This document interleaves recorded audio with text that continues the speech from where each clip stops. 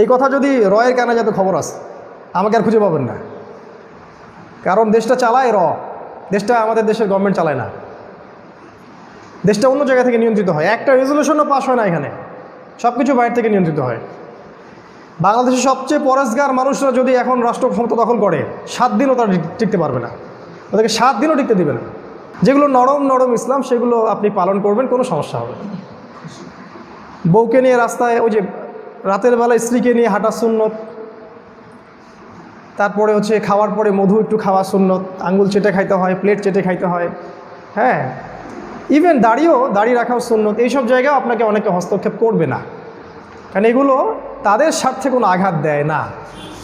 যে বিষয়গুলো তাদের স্বার্থে আঘাত দিবে, যেমন ইসলামী খেলাফত, কোন মুসলিম চায় না যে আল্লাহর আইন দিয়ে শাসন চলুক? কোন মুসলিম চায় না? সবাই চায়, শুধু সেকুলার মুসলিমরা বাদ দিয়ে। যাদের ভিতরে সত্যিকারের ঈমান আছে তারা এটা চায় যে আল্লাহ পাকের বিধানগুলো আল্লাহ পাকের জমিনে কায়েম হোক। চুরি করলে চোরের হাত কেটে দেয়া হোক, কেউ যদি ব্যভিচার করে তাকে রজম করা হোক, তারপরে কেউ যদি হত্যা করে কাউকে অন্যায়ভাবে তাকেও হত্যা করা হোক, কিসাস করা হোক। ডাকাতি করলে হাত পা অপোজিট দিক থেকে কেটে ফেলতে হবে। জিনার শাস্তি 80টা বেত্রাঘাত, 100টা বেত্রাঘাত। মদ পান করলে 80টা বেত্রাঘাত। অনেক আইন আছে, আপনারা একটু জানেন অনেকেই।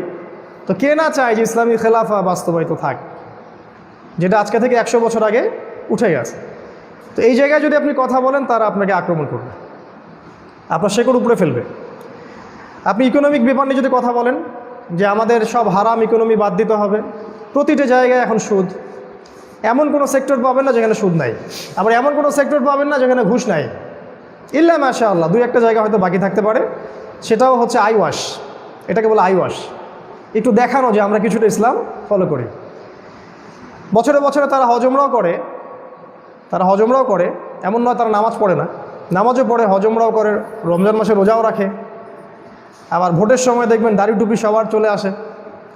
যখনই আবার সিজন চেঞ্জ হয়ে যাবে দেখবেন যে আল্লাহ বিরোধী আইন, আল্লাহ বিরোধী শাসন, ইসলামকে আক্রমণ, সুকৌশল ইসলামকে বয়কট করা, প্রতিটা জায়গা থেকে ইসলামকে সরিয়ে দেয়া। পড়াশোনার সিলেবাস দেখেন, ইসলাম উঠে গেছে। আপনি আপনার বাচ্চাটাকে যদি সেকুলার সিস্টেমে ভর্তি করিয়ে দেন, 20 বছর পর আর পাক্কা নাস্তিক হয়ে বের হবে। বা না হলেও ভিতরে দেখবেন যে ইসলামের ওই শুধু